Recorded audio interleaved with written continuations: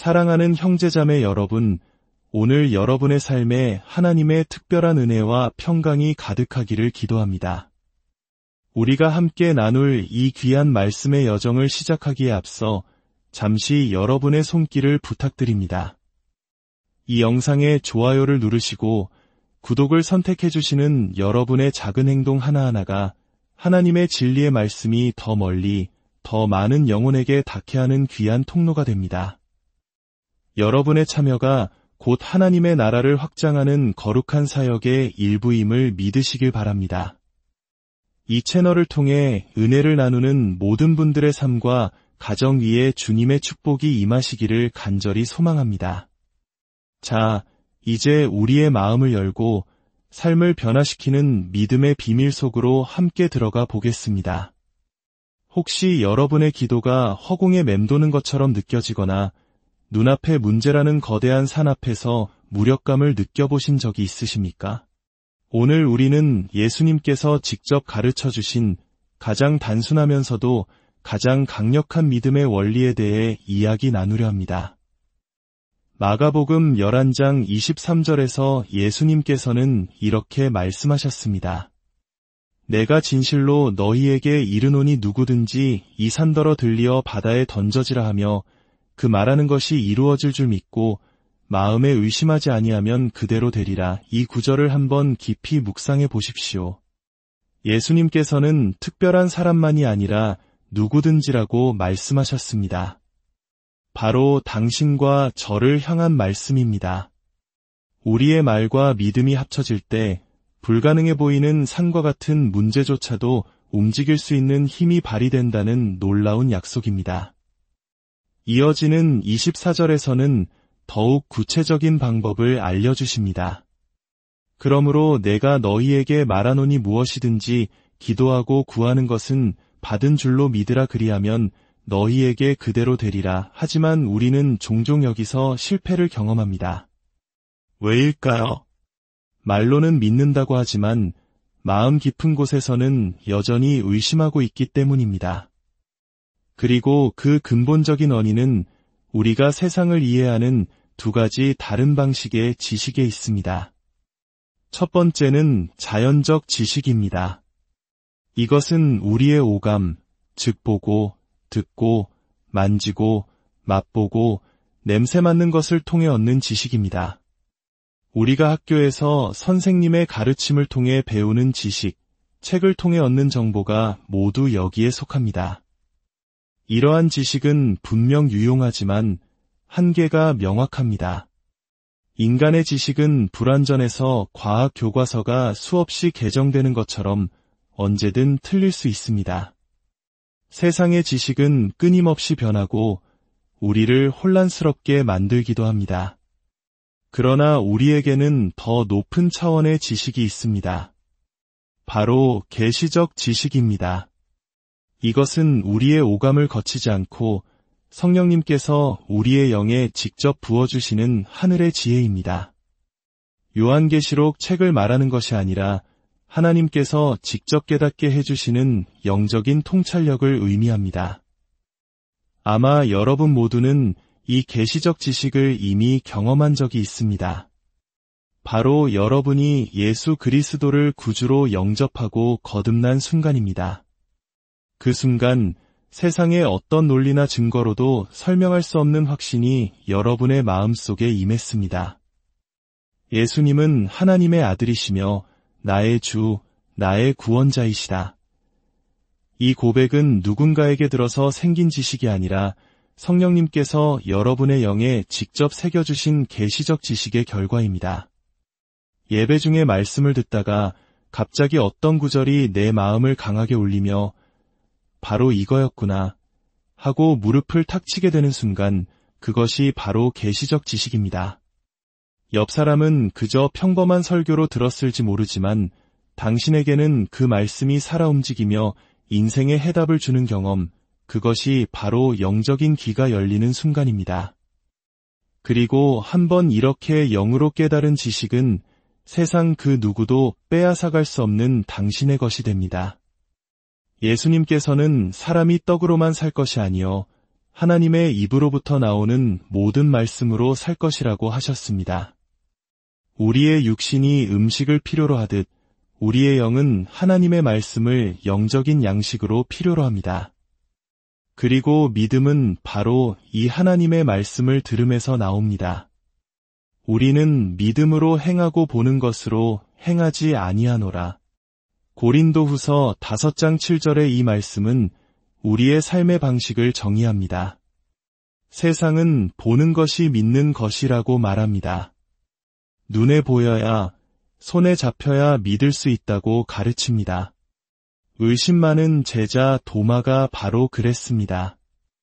내가 그의 손에 못자국을 보며 내 손가락을 그 못자국에 넣으며 내 손을 그 옆구리에 넣어보지 않고는 믿지 아니하겠노라. 하지만 예수님께서는 너는 나를 본고로 믿느냐 보지 못하고 믿는 자들은 복되도다 라고 말씀하셨습니다.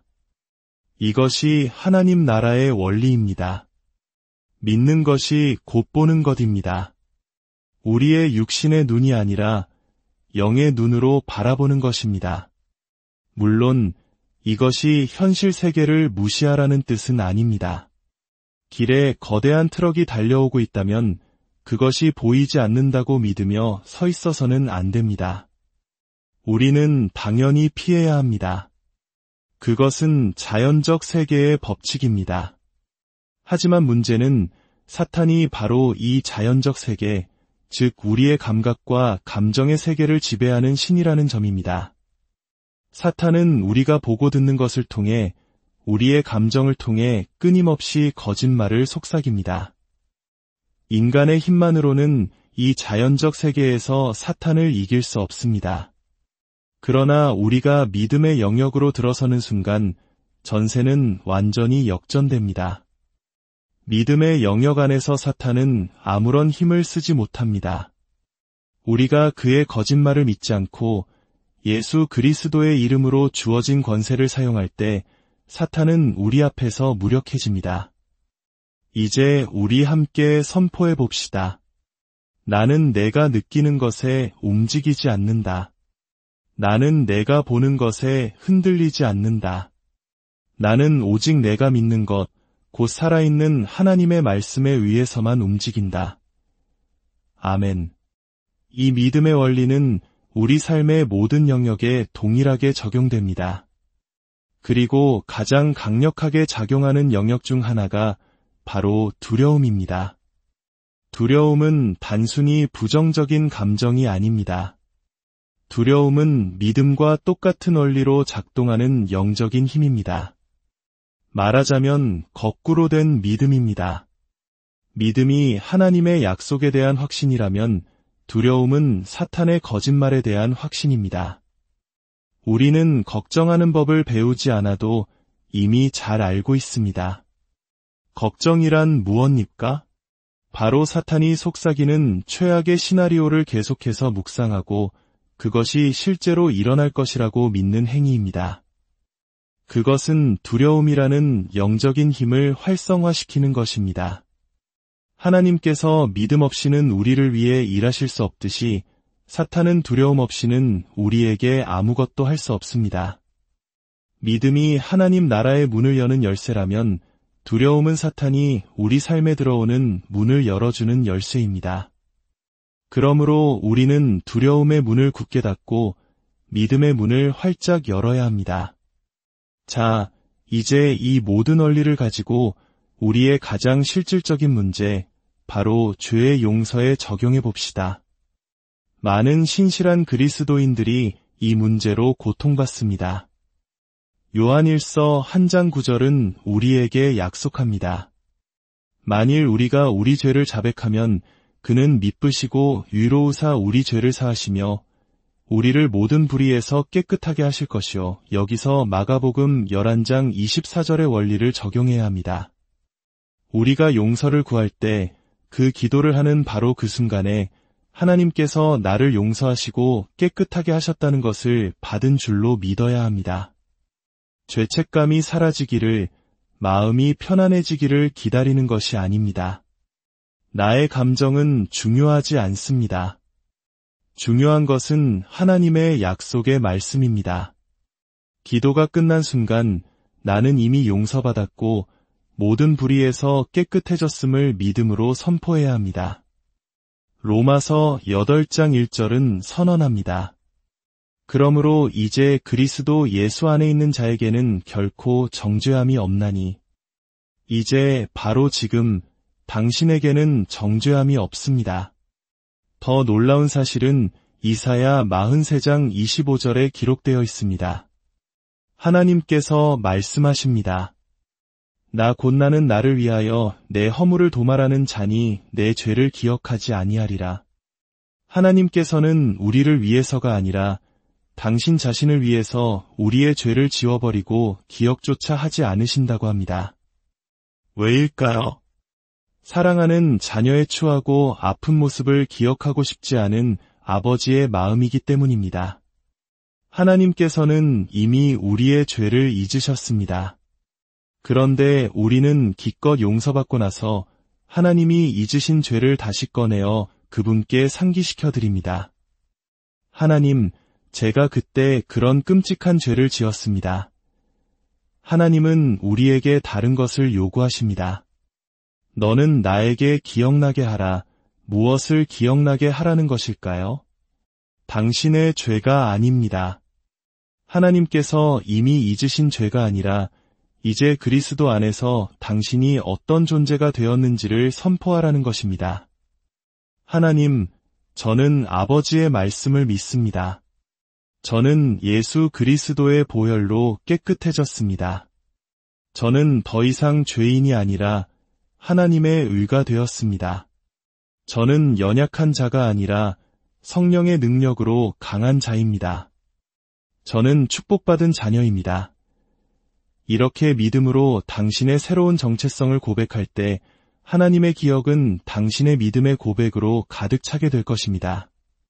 사랑하는 성도 여러분, 믿음은 단순한 행위입니다. 그것은 당신의 감정이나 상황을 넘어서 하나님의 말씀을 붙드는 것입니다. 당신의 입술의 말에는 창조의 능력이 있습니다.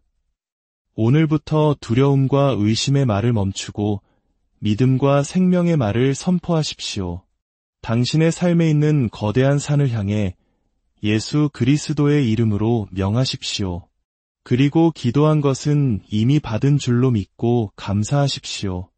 당신이 믿음으로 걸어갈 때 감정의 영역, 감각의 영역을 지배하던 사탄의 권세는 무너지고 당신의 삶에는 하나님의 놀라운 기적이 나타나기 시작할 것입니다.